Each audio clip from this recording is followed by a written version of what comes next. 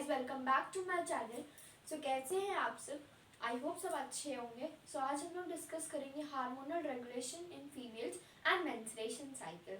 So let's discuss without wasting time. Hormonal regulation in females and menstruation cycle. ये जो cycle of events, इस cycle में जो events होते हैं कहाँ से स्टार्ट होते हैं? Starting from menstruation till the next one is termed as menstruation cycle. So menstruation cycle क्या होता है? जो साइकिल होती है, जो साइकिल ऑफ इवेंट्स, जो इवेंट्स की साइकिल होती है वो स्टार्ट होती है एक मेंस्ट्रुएशन से टू दी नेक्स्ट वन। इसी को बोलते हैं हम लोग मेंस्ट्रुअल साइकिल। कैरेक्टरिस्टिक्स क्या होती है ऑफ फीमेल प्राइमेट्स? मंकी में होता है, एप्स में होता है एंड ह्यूमंस में होता है। मेंस्ट्रुएशन साइकिल कब बिगेन होती है और कब सीज होती है? सीज मतलब कब स्टॉप होती है, कौन सी एज में स्टॉप होती है, और जब बिगेन होती है उसमें कौन सा टर्म यूज करते हैं, आइए देखते हैं। मेंस्ट्रुएशन साइकिल बिगेन होती है एट प्यूबर्टी, जिस टाइम पे हम लोग बोलते हैं उसको हम लोग टर्म यूज करते हैं मिनाक। एंड सीज होती है at the age of 50 years females में, सो उसे बोलते हैं मेनोपॉज। ये रिप्रोडक्टिव फेज होता है। सो जो साइकिल ऑफ इवेंट्स जो साइकिल में इवेंट्स होते हैं स्टार्ट होते हैं from one menstruation till the next one, उसको हम लोग बोलते हैं मेंस्ट्रुअल साइकिल। कैरेक्टरिस्टिक्स क्या होती है फीमेल प्राइमेट्स की? मंकी में होता है, एप्स में होता है, ह्यूमंस में होता है। मेंस्ट्रुएशन साइकिल प्यूबर्टी के वक्त बिगेन होती है, जिसको हम लोग बोलते हैं मिनाक। सीज होती है at the age of 50 years females में, जिसको हम लोग बोलते हैं मेनोपॉज। और ये जो फेज है वो आता है रिप्रोडक्टिव फेज में। साइकिल कब अकर होती है? जब ओवम रिमेन अनफर्टिलाइज, जब हम लोग का ओवम अनफर्टिलाइज होता है तब साइकिल की शुरुआत होती है। मतलब मेंस्ट्रुएशन साइकिल तब अकर होती है जब ओवम रिमेन अनफर्टिलाइज्ड, वो फर्टिलाइज नहीं होता, वो अनफर्टिलाइज्ड ही रहता है। लैक ऑफ साइकिल, किसी वजह से मेंस्ट्रुएशन साइकिल नहीं हो रही आपकी, मे बी इंडिकेशन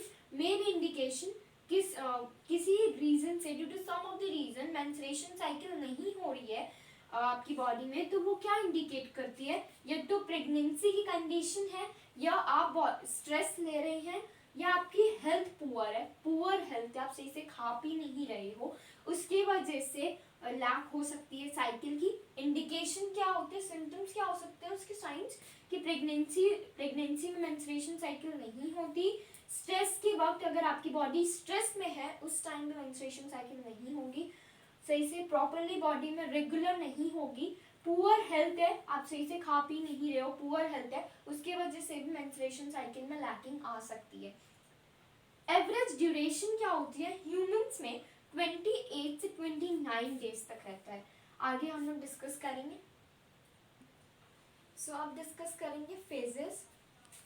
सो मेंस्ट्रुएशन साइकिल जो है, जो चेंज होता है ओवरी में, change in ovary and uterus, change होता है ओवरी में और यूट्रस में, are induced by changes in pituitary level and ovarian hormone.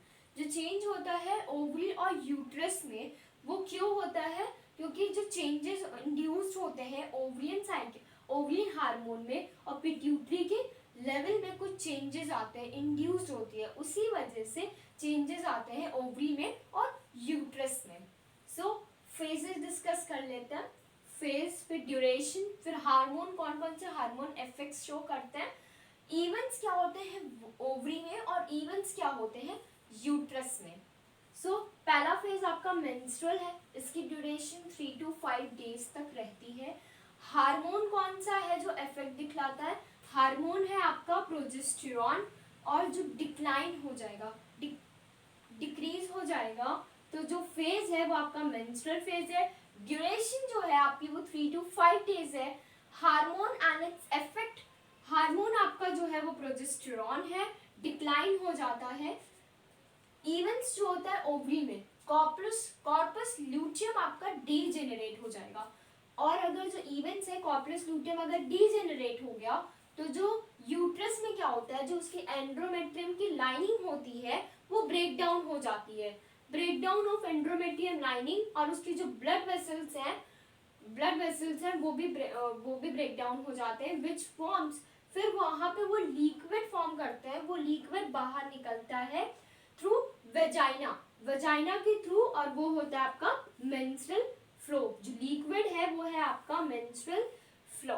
So uterus में जो इवेंट है, ब्रेक डाउन होता है एंड्रोमेट्रियम, एंड्रोमेट्रियम की lining and its blood vessels जो फॉर्म करेंगी लिक्विड, और लिक्विड कहाँ से बाहर आता है, वेजाइना के थ्रू बाहर आएगा, और वो लिक्विड जो है वो है आपका मेंस्ट्रुअल फ्लो। सो मेंस्ट्रुअल फेज में 3 to 5 ड्यूरेशन है। हार्मोन जो इफेक्ट देते हैं वो आपका प्रोजेस्टेरोन है, डिक्लाइन हो जाएगी। इवेंट्स जो होती है ओवरी में कॉर्पस ल्यूटियम उसमें डीजेनरेट हो जाएगा। यूट्रस में क्या होता है, ब्रेक डाउन होता है एंड्रोमेट्रियम की लाइनिंग का और ब्लड वेसल्स का, फिर वहां से लिक्विड बाहर आता है, और लिक्विड किसके थ्रू आता है, वेजाइना के थ्रू, और वो लिक्विड जो है वो आपका मेंस्ट्रुअल फ्लो है। सो फॉलिकल, नेक्स्ट फेज है आपका फॉलिकल और प्रोलिफेरेटिव फेज है आपका। ड्यूरेशन होती है इसमें वेरिएबल ड्यूरेशन की होती है। हार्मोन्स और दे इफेक्ट्स क्या होता है, ग्रेजुअली इंक्रीज होता है एफएसएच फॉलिकल स्टिमुलेटिंग हार्मोन, ये यूटिलाइजिंग हार्मोन ग्रेजुअली इंक्रीज होगा जो स्टिमुलेट करेगा secretion of oestrogen, secretion of oestrogen stimulate करेगा कहाँ से, फॉलिकल से। सो ग्रेजुअली इंक्रीज होता है एफएसएच और एलएच जो स्टिमुलेट करता है secretion of oestrogen from follicles. Events जो होता है ओवरी में वो है आपका प्राइमरी फॉलिकल जो है वो ग्रेजुअली आपका मैच्योर होगा। ग्राफिन फॉलिकल में प्राइमरी फॉलिकल जो है वो ग्रेजुअली मैच्योर होगा ग्राफिन फॉलिकल में। अब एंड्रोमेट्रियम की लाइनिंग ब्रेक डाउन हो गई, अब एंड्रोमेट्रियम रीजेनरेट होगा थ्रू पॉरिफेरेशन, पॉरिफेरेशन से आपका वो रीजेनरेट होगा, क्योंकि ऊपर आपका था मेंस्ट्रुएशन फेज में था, ब्रेक डाउन हो चुका है एंड्रोमेट्रियम की लाइनिंग का और उसकी ब्लड वेसल्स का, वहां से लिक्विड निकलता था थ्रू वेजाइना, और वो है menstrual flow. So second phase है आपका फॉलिकल या पॉरिफेरेटिव फेज।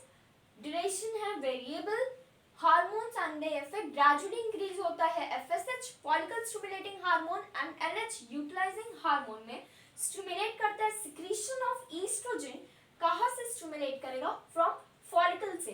इवेंट्स जो होते हैं ओवरी में प्राइमरी फॉलिकल ग्रेजुअली मैच्योर होगा ग्राफिन फॉलिकल में, और इवेंट्स जो यूट्रस में होगा ब्रेक डाउन हो चुका एंड्रोमेट्रियम का, अब एंड्रोमेट्रियम रीजेनरेट होगा क्यों, थ्रू पॉरिफेरेशन से। अब हम लोग डिस्कस करेंगे ओव्यूलेशन फेज और ल्यूटियल या सिक्रीटरी फेज। अब डिस्कस करेंगे ओव्यूलेशन फेज एंड ल्यूटियल और सिक्रीटरी फेज। सो ओव्यूलेशन 14th डे पे होता है, mid of the cycle, 14th day mid of the cycle. Hormones और इफेक्ट्स, एफएसएच और एलएच पीक पे हो जाते हैं, जिससे जिस कंडीशन को हम बोलते हैं एलएच सर्च। ये क्वेश्चन आता है कौन से ऐसे फेज पे एलएच और एफएसएच पीक पे होते हैं और एलएच सर्च उसे कहता है, तो वो कौन सा फेज होता है, ओव्यूलेशन फेज। ओव्यूलेशन ड्यूरेशन क्या होती है, 14th डे पे होता है, मिड ऑफ द साइकिल पे। इवेंट्स जो होते हैं ओवरी में rupture of graphene follicle, graphene follicle rupture हो जाता है और रिलीज करता है of and release of only one ovary. Cycle से सिर्फ एक ओवरी निकलती है, रिलीज करता है कौन, ग्राफिन फॉलिकल रिलीज करता है सिर्फ एक ओवम रिलीज करता है साइकिल में। इवेंट्स इन यूट्रस में क्या होता है, पॉरिफेरेशन होगा एंड्रोमेट्रियम का और कंटिन्यू चलेगा, पॉरिफेरेशन ऑफ एंड्रोमेट्रियम कंटिन्यू वो चलेगा। सो ओव्यूलेशन फेज में क्या होता है, duration 14th day, mid of the cycle.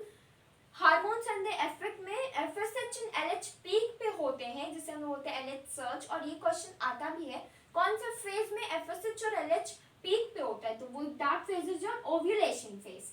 Events in ovary, rupturing होती है ग्राफिन फॉलिकल की, रिलीज करता है ओनली वन ओवम साइकिल में। इवेंट्स इन यूट्रस, पॉरिफेरेशन होती है एंड्रोमेट्रियम की, कंटिन्यूस चलती रहती है। Next phase is your luteal और secretory phase, fixed 14th day पे होता है। हार्मोन्स एंड द इफेक्ट में होता है सिक्रीशन होता है प्रोजेस्टेरॉन का और ईस्ट्रोजन का। तो ये क्वेश्चन आता है कि ल्यूटियल फेज किस डे पे होते हैं, फिक्स 14 डे है इसका।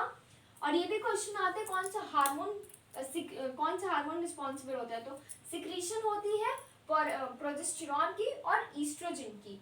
अब इवेंट्स क्या होते हैं ओवरी में, remains of the Graafian follicle transforms होता है कॉर्पस ल्यूटियम में। अब इवेंट्स इन यूट्रस, एंड्रोमेट्रियम तो मेंटेन हो गया। अब अगर ओवम रिमेन अनफर्टिलाइज, अगर ओवम अनफर्टिलाइज्ड ही रहा तो एंड्रोमेट्रियम सॉफ्ट ऑफ हो जाएगा, एंड्रोमेट्रियम जो है वो सॉफ्ट ऑफ हो जाएगा और मार्क करेगा न्यू साइकिल को। सो आई होप ये 4 फेज आपको समझ आई हो, मेंस्ट्रुएशन साइकिल समझ आई हो, ह्यूमन रेगुलेशन समझ आया हो। सो अगर कोई भी डाउट हो इन 4 फेजेस में आज के वीडियो में, तो आप प्लीज़ कमेंट करके बता सकते हैं। Thank you and have a nice day. अगर मेरा वीडियो आपको अच्छा लगा हो तो please like share and subscribe करना ना भूलें।